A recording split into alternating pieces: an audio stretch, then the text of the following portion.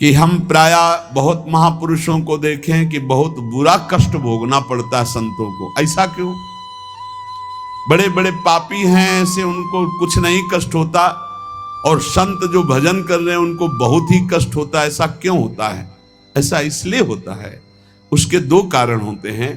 पहला तो इतने करुणा में होते हैं कि वो अपने जनों के आगामी प्रारब्ध को देख लिया और वो जान भी नहीं पाया और प्रारब्ध को घसीट कर अपने शरीर पे डाल लिया और भोग लिया।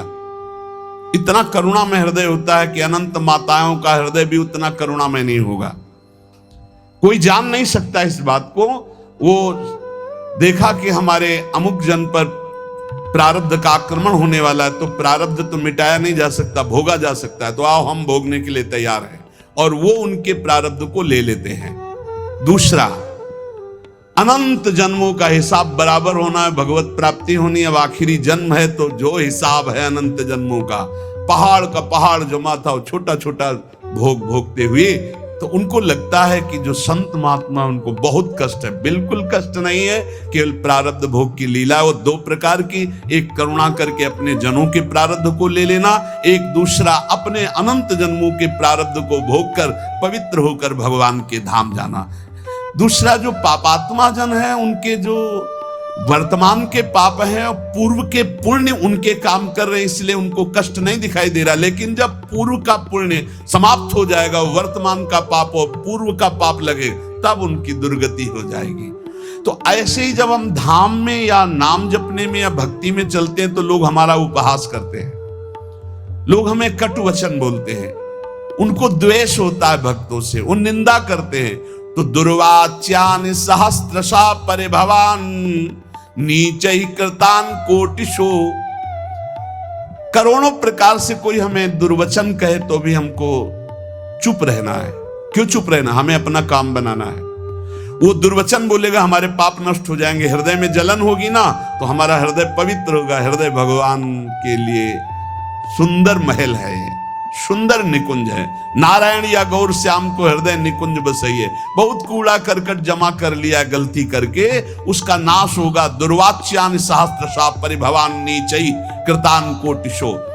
नीच पुरुष द्वारा करोड़ करोड़ प्रकार से तुम्हें कष्ट दिया जाए, गाली दे रहे हैं, निंदा कर रहे हैं, उपहास कर रहे हैं, ऐसा व्यवहार कर रहे हैं जो हृदय को जला रहा है, ए सह जाना, पलट कर जवाब मत देना।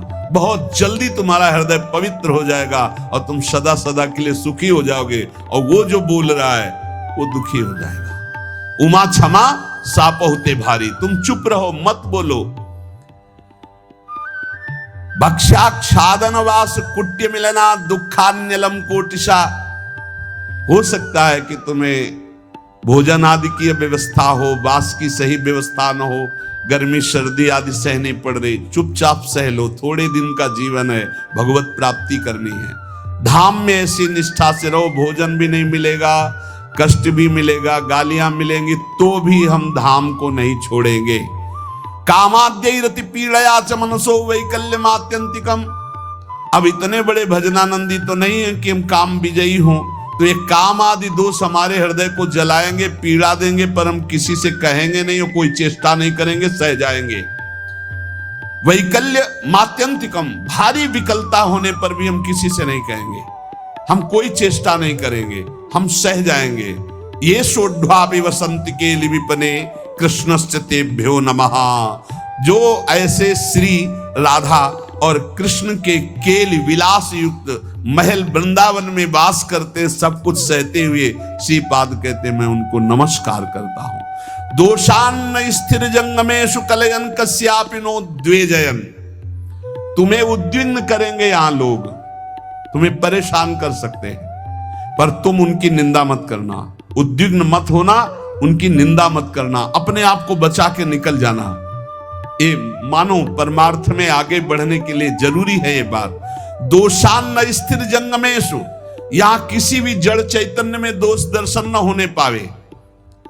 यद्यपि वो तुम्हें उद्वेग प्रदान करेंगे, भगवत पार्षद हैं, प्रेरित होकर आएंगे, तुम्हें ऐसे वचन बोलेंगे, ऐसी चेष्टा करेंगे, ऐसे उद्वेग प्रदान करेंगे, पर तुम उद्वेग मत कर। किंचित दयत्न लब्ध मित भुक चित्ते पिना स्त्रीक्षणा। यदि तुम्हें कवल दो कवल ही भोजन मिल जाए तो उसी को खा करके दिन व्यतीत कर लो। अभ्यास में बहुत बड़ी सामर्थ्य है, बहुत बड़ी सामर्थ्य अभ्यास में। ये भगवत प्राप्ति जब लक्ष्य हो जाएगी तभी सह सकते हो, अन्यथा नहीं सह पाओगे।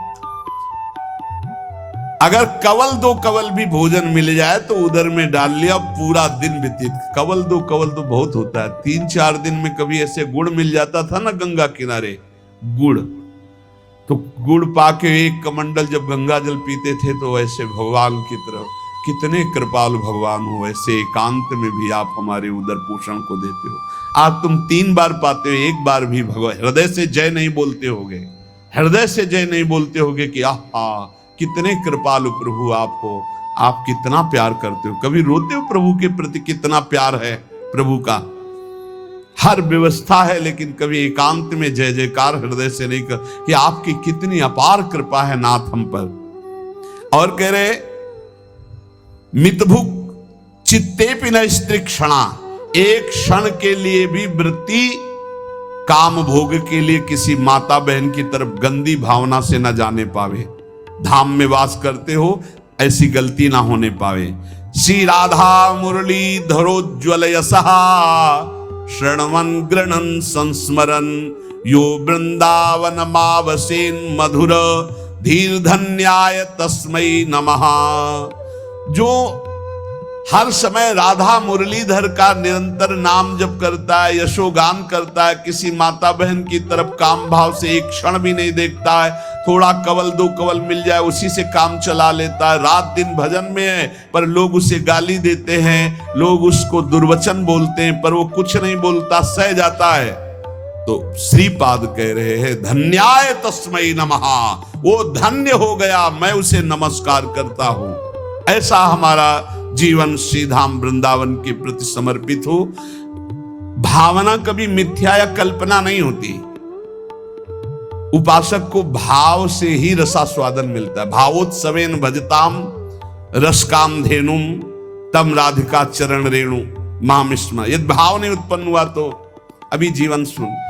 साधना की अवस्था में आपको लाभ मिला है क्या? भाव। भाव साधु को, साधक को, भक्त को, उपासक को उपलब्धि हुई है तो क्या उपलब्धि हुई? भाव। जैसे ज्ञान मार्ग में भी भाव है, ब्रह्म भाव, भगवत भाव में है सखा भाव, दास्य भाव, वात्सल्य भाव, गोपी भाव, सहचरी भाव, भाव की प्राप्ति होना। श्रद्धाहीन, मिथ्याचारी, मनमानी आचरण करने वालों को भाव का परिचय ही नहीं है, जानते ही नहीं कि भाव क्या है। सच्ची मानिए, जिस दिन आप भाव में डूबने लगेंगे आपको कहीं जाने आने की जरूरत नहीं। यहां के ठाकुर का दर्शन नहीं हुआ तो विश्व में कहीं भी दर्शन करे और शांति नहीं मिलने वाली। इसलिए जो भगवत कृपा पात्र होते हैं अंतर में घुसना प्रारंभ कर देते हैं, अंतर्मुख होकर के अपने हृदय देश के ठाकुर के दर्शन की चेष्टा करते हैं। हृदय के भगवान का साक्षात्कार हो गया तो सर्वत्र होगा, और सर्वत्र घूमे आप हृदय के ठाकुर का साक्षात्कार नहीं तो कुछ हाथ नहीं लगेगा। करके देख लो, मन चराए आओ, मन को घुमाए आओ, आंखें चराए आओ, लेकिन हृदय के ठाकुर का साक्षात्कार नहीं हुआ तो विश्राम नहीं मिलेगा। देखो ये भाव राज्य है, इसमें स्थूल से सूक्ष्म, सूक्ष्म से सूक्ष्मतर और सूक्ष्मतर से सूक्ष्मतम में प्रवेश होता है। ये दिव्य भावना का लोक है। स्थूल, सूक्ष्म, कारण, भाव, चिन्मय, 5 भेद है। पहले स्थूल भाव बनता है। कैसे? शरीर से प्रकट सेवा में खूब तन्मयता, शरीर से जैसी आज्ञा हुई जहां हमें खड़ा कर दिया गया वही शरीर प्रधान। फिर अंतर में घुसता है, अंतःकरण प्रधान, सूक्ष्म शरीर, चिंतन प्रधान। अब बाहर की क्रियाएं तो पहले से ही संयमित हो चुकी है, अब जैसी गुरु आज्ञा वैसा अंदर चिंतन प्रधान।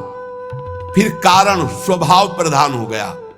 या जो पर्यो मोहि सहज स्वभाव श्री हरिवंश नाम रस चाओ श्रुतौ राधिका कीर्तिरंता स्वभावे। अब उसका स्वभाव बन गया भगवत लीला गाना, भगवत लीला सुनना, भगवत नाम जप करना, भगवत कीर्तन करना, भगवत सेवा करना। तब प्रकट होता है भाव। स्थूल, सूक्ष्म, कारण, तीनों का परिवर्तन जो कर दे उसका नाम भाव।